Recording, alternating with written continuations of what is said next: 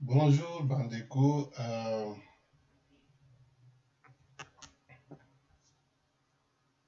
Euh, je voudrais,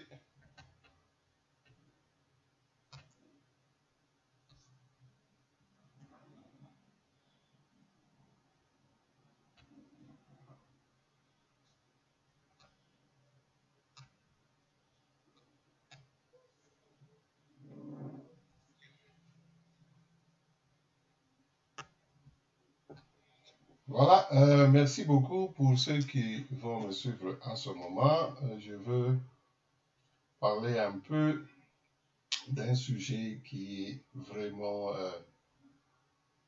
m'est vraiment à cœur, qui est aussi un sujet d'actualité. Mais vous savez, moi, je présente des opinions qui n'ont rien à voir toujours avec l'actualité, mais qui, en général, parlent de situations, parce que je dis que, bon, pas d'actualité comme les journalistes le font, mais je veux avoir une opinion sur une situation générale que nous vivons au pays. Et ici, en particulier, je voudrais parler de l'état de siège qui a été décrété chez nous, et voilà, depuis un certain temps. Ça fait presque 6 mois que nous avons cet état de siège. Et les critiques et les opinions vont dans tous les sens en ce qui concerne l'état de siège. Euh, voilà, moi je voulais faire un peu une analyse tout à fait particulière en disant ceci. Chers frères et sœurs, depuis 6 mois, nous vivons dans une ambiance de cet état de siège où, après chaque 15 jours, les politiciens se réunissent au Parlement pour parler de l'état de siège et les différents, n'est-ce pas, euh, opinions dont la population congolaise s'exprime d'une façon ou d'une autre, et ça devient un grand rendez-vous. Et vous savez, cet état de siège, le président de la République l'a décrété pour, n'est-ce pas, combattre l'insécurité, combattre les rébellions qui ont continué à naître dans cette partie de notre pays, l'Est de notre pays, depuis l'entrée de AFDL. Donc cela fera bientôt plus ou moins 20 ans que nous vivons dans une insécurité permanente à l'Est, où nous avons assisté à des violences continuelles, des violences insupportables, de nombreux morts, des tueries qui continuent sans cesse. Voilà, ça fait déjà 2 ans et demi que le président assume sa position en tant que président de la République, en tant que magistrat suprême, en tant que aussi chef de l'armée. Est-ce que c'était une bonne chose de décréter cet état de siège? Eh bien, je le disais, maintenant, chaque 15 jours, qui est le mandat donné à l'état de siège, renouvelable chaque fois, ils doivent rentrer au Parlement pour accepter une nouvelle prolongation de l'état de siège. Eh bien, je vais commencer par parler de cet état de choses en disant ceci. Ah, chers frères congolais, ça fait depuis 20 ans que nous vivons dans cette instabilité à l'Est. Les uns parlent de 6 millions, d'autres parlent de 12 millions de morts. Et ces 12 millions de morts, tout cela, c'est à cause de cette guerre qui est venue de l'Est. C'est à cause de ces rébellions qui ont sévi à l'Est et qui ont continué, n'est-ce pas, à faire couler les larmes de nos frères et sœurs à l'Est.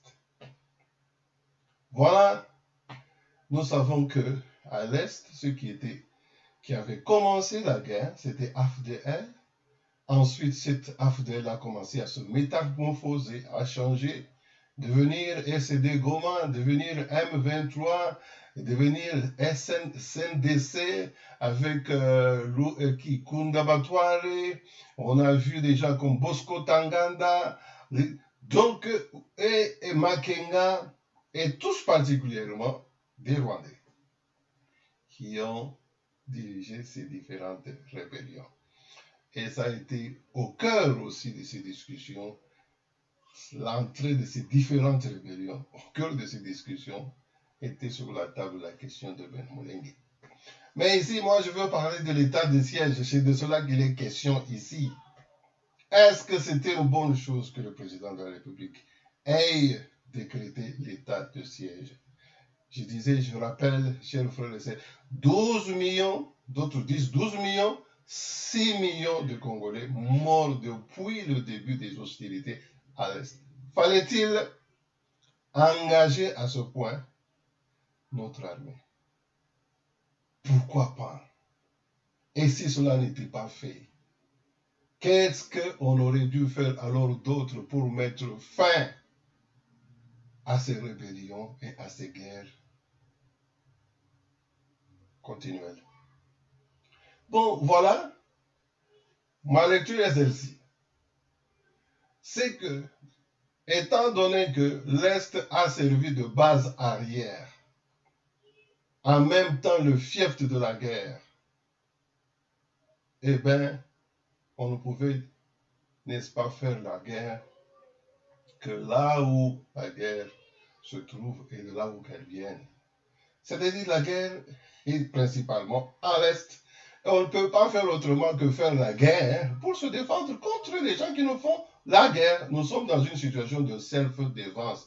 On est obligé. C'est pourquoi il y a MONUSCO qui était là depuis maintenant 20 ans.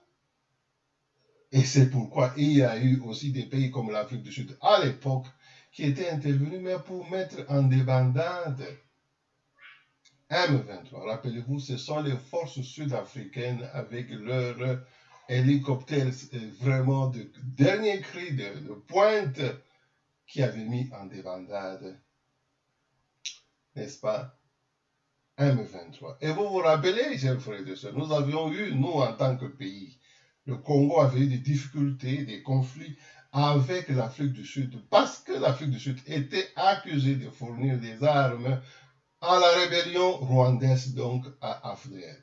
Mais alors, ça a été l'Afrique du Sud, avec son aide, son appui matériel et militaire, qu'on avait mis fin à M23.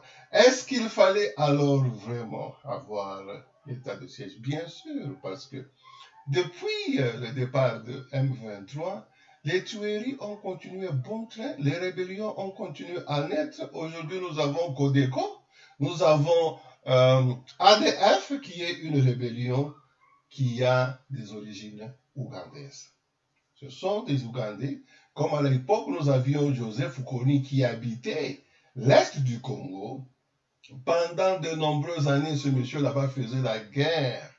On appelait ces gens-là LRA, quelque chose comme ça, avec Joseph Kony, qui habitait le Congo et qui lançait des attaques et la rébellion contre son propre pays qui est l'Ouganda. Donc ce n'est pas une nouvelle situation. Cette guerre, cette zone-là a connu incessamment naissance des rébellions congolaises, ougandaises, rwandaises, on peut en citer autant. Alors je disais que bon, obligatoirement, nous avons besoin de faire la guerre pour mettre fin à ces rébellions. Il n'y a pas d'autre moyen, parce qu'avec le passé, la leçon nous a appris que ces négociations et l'intégration des anciens rebelles dans notre armée, n'est-ce pas, ça ne faisait que empirer la situation. C'est comme si on jouait au jeu de l'ennemi. Parce que notre armée recevait des éléments qui étaient des anciens rebelles, des ennemis qui intégraient l'armée, qui aujourd'hui, telle qu'elle existe après le départ de Kabila, c'est une armée infiltrée, intégrée par un grand nombre de ces rébellions qui étaient en majorité soutenues par le Rwanda. Il faut bien préciser les choses que la guerre, telle qu'on a connue avec AFDL, le pays qui s'est prononcé en tête de cette rébellion, c'est plutôt le Rwanda que le Burundi ou l'Ouganda, qui avait accompagné le Rwanda dans la guerre, mais c'était une guerre du Rwanda.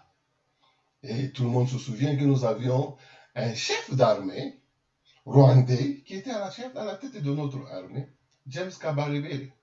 Aujourd'hui, il continue à diriger l'armée rwandaise. Donc, je disais que cet état de siège, maintenant, chaque 15 jours, les Congolais discutent dans tous les sens. Il y en a ceux qui ne veulent pas de l'état de siège. D'ailleurs, dès son inception, les gens étaient contre cet état de siège. Ils parlaient déjà de l'échec avant même que l'état de siège soit proclamé, avant qu'il n'entre en vigueur. Eh bien, les gens parlaient déjà d'échec de mandat de Félix. Et vous voyez maintenant, après le départ de Kabila, quel état mental, quel état d'esprit est resté dans le chef du Congolais. Donc, un peuple divisé, parce que vous avez des partisans qui aujourd'hui vivent au Congo, comme Congolais, certains prétendus Congolais, d'autres pas, qui vivent au Congo, et qui sont contre faire la guerre contre la rébellion, parce que la plupart sont venus de cette rébellion, la plupart sont aujourd'hui dans certaines positions à cause des rébellions, et ils pensent que ça peut continuer comme ça, c'est dans leur intérêt de soutenir les rebelles, parce qu'au fait, eux, ils viennent aussi des rebelles. Alors nous vivons dans une cacophonie et une confusion totale. Et je dis, cette histoire de 15 jours de prorogation de l'état de siège permet à cette cacophonie, à cette confusion, n'est-ce pas, de refaire surface et, n'est-ce pas, d'être dans la tête de tous les Congolais et de démobiliser notre armée, de désengager notre armée, de la distraire. Donc ça devient plutôt une guerre politique, premièrement, parce que chaque 15 jours, nous devons rentrer, assister aux scènes où les uns sont pour, les autres sont contre, alors que les gens continuent à mourir. Qui dans le monde ici, dans la vie, peut, je ne sais pas, on peut parler de la loi de la police, n'est-ce pas, la loi contre les crimes, quand quelqu'un veut commettre un crime ou il est responsable d'un crime, il y a des lois et qui, par exemple, exigent ou permettent à ce que donc la personne qui est victime ou qui est potentielle victime d'un crime a le droit de self-défense. Et le self-défense, on ne demande pas l'autorisation pour le self-défense. C'est un acte de défense naturel. Et cela est justifiable quand on a des vies qui sont en danger. Est-ce que le pays le Congo n'a pas le droit de self-défense? Bien sûr, il en a. Comme c'est le cas avec les personnes, les individus. Quelqu'un qui est menacé de mort, qui est menacé par un criminel ou dans une circonstance ou l'autre, il a le droit de se défendre et se protéger contre les crimes. Voilà l'État congolais en besoin de self-défense se lance dans cette guerre en décrétant l'état de siège. Il trouve que c'est le moyen le plus efficace pour engager son armée. Donc ici, nous posons la question de savoir si chaque 15 jours, il faut remettre en question, n'est-ce pas, un peuple qui a décidé d'agir en self-défense. Est-ce que cela vraiment a des sens? Si chaque 15 jours, on doit remettre, est-ce qu'il faut qu'on remette en question notre devoir, notre droit de self-défense? Est-ce que vraiment cela a un sens? En tout cas, moi, j'ai analysé la façon dont les discussions se font au Parlement, dans l'opinion publique. J'ai trouvé vraiment que ça devient une source de distraction où un peuple qui a un danger, qui naturellement a droit à self-défense, les gens commencent à discuter alors qu'ici il s'agit de vie des vies humaines qu'on continue à perdre, qu'il a fallu d'abord protéger et qu'il a fallu aussi agir en self-défense contre les assaillants. Donc pour moi, j'appelle vraiment à la conscience des Congolais que ça ne devait pas être une question de discussion ici quand il s'agit de self-défense où nous avons déjà des cas de si grand nombre de morts. Ça n'a pas de sens. Un peuple qui a été meurtri comme ça puisse encore discuter sur le besoin, oui ou non, de se défendre, de se protéger. Ça n'a pas de sens.